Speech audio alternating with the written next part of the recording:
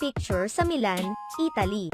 Nakuna ng video ang reaksyon ng kapamilya actress na si Andrea Brillantes matapos itong tanggihan ng isang aktor na nais niyang makasama sa picture. Tila napahiya at nalungkot si Andrea Brillantes matapos tanggihan ng isang aktor ng kanyang request na picture sa Milan, Italy.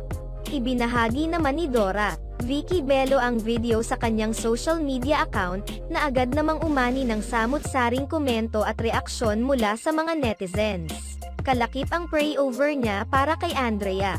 Sa kabilang banda, tila nag-work naman ang panalangin ni Vicky Bello dahil may isang sikat na artista ang pumayag na makipag-picture sa kanila ni Andrea. Bukod pa rito, nakasalubong din nila ang sikat na model na si Hunter. Bagamat nag-umpisa sa malungkot na araw, nagtapos naman ang araw ni Andrea sa Milan ng masaya at may hindi malilimutang alaala. Narito naman ang ilang komento